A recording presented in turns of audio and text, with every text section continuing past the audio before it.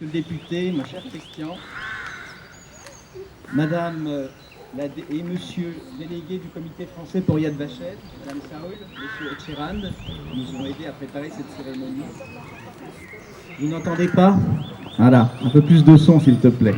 Je recommence. Vous m'entendez mieux? Oui. Merci, excusez-moi. Je suis un peu ému. Donc Madame la sous-préfète, Monsieur le ministre, Monsieur le député de Seine-et-Marne, Madame Saoul et Monsieur Etcheran, qui sont délégués du comité français pour Yad Vashem, Mesdames et Messieurs les élus, conseillers départementaux, chère Sandrine, cher Olivier, président de la communauté de communes, j'ai vu notre président qui est là, maires, conseillers municipaux, Mesdames et Messieurs les enseignants des écoles, du collège et leurs élèves, Monsieur l'inspecteur de l'éducation nationale, délégué académique auprès du mémorial de la Shoah, Monsieur Durieux, Mesdames et Messieurs les forces de gendarmerie, Mesdames et Messieurs les sapeurs-pompiers, Madame et Monsieur Maurice Berger, cher Maurice, c'est comme ça que les enfants vous appellent, si j'ai bien compris. Madame Simone Guillet, ses enfants et petits-enfants, Monsieur et Madame Jean-Jacques Sozinski, qui sont là près de nous, leurs enfants et petits-enfants, Monsieur et Madame Robert Guillet, leurs enfants et petits-enfants, Monsieur Yves Guillet, ses enfants et petits-enfants, Monsieur et Madame Paul Dull, Monsieur et Madame Reynaud, leurs enfants, petits-enfants, Monsieur et Madame Hubert Bertrand, leurs enfants et petits-enfants, Mesdames, Messieurs, chers amis,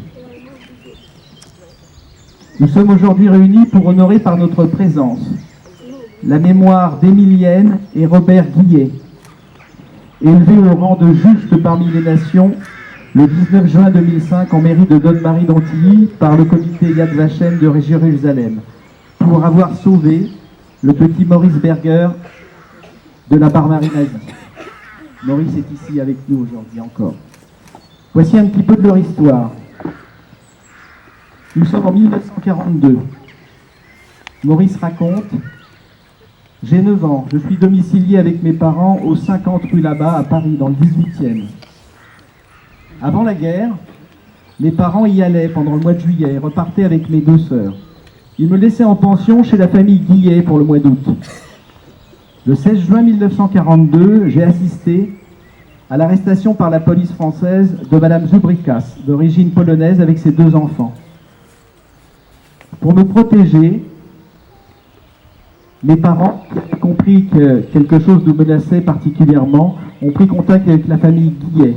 Madame Émilienne est venue avec ses 2 fils, André, que j'ai eu l'honneur de connaître, et Roger, me chercher pour m'emmener à Donne-Marie-en-Montois. À partir de ce moment, je n'ai plus revu mes parents, mes 2 sœurs ainsi que mes 2 cousins et leurs parents. Ils ont été arrêtés et conduits au camp de Drancy le 24 septembre 1942. Ils ont ensuite été déportés au camp d'Auschwitz, dans le convoi numéro 38. Maurice continue. Je suis allé à l'école de Donne-Marie-en-Montois à la rentrée de septembre 1942, mais il a fallu avoir une carte d'alimentation. Le maire de l'époque, M. Joseph Lecointe, retira le H de mon nom. Le maire a donc fait un faux en prenant beaucoup de risques. Depuis cet instant, je me suis appelé Berger, un nom bien français qui n'attirait pas l'attention.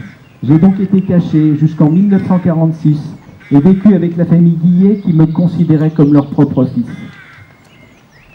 Pendant tout son séjour, Maurice Berger a été accueilli par cette famille très modeste qui n'a reçu aucune somme d'argent. Ils prirent d'énormes risques pour toute leur famille en hébergeant le jeune Maurice et en le faisant passer pour un cousin de Paris. Voilà les enfants, l'histoire de Maurice que vous avez pu apercevoir tout à l'heure et pour lequel vous avez, je le sais, beaucoup réfléchi avec vos professeurs. La présence d'un lieu porteur de mémoire au cœur de notre commune, cette allée Émilienne et Robert Guillet que nous allons inaugurer, nous donne l'opportunité de nous réunir, de rappeler le sacrifice, l'engagement de ceux qui se sont élevés contre la barbarie en sauvant des enfants juifs ou des juifs au péril de leur vie et de celle de leurs proches. Ces personnes, Émilienne et Robert pour ce qui nous concerne, je les appelle ainsi, Sandrine, tu me pardonneras, ont incarné l'honneur de la France, ses valeurs de justice, de tolérance, d'humanité. Qu'ils en soient à jamais remerciés et servent de guide aux nouvelles générations. Je vous remercie.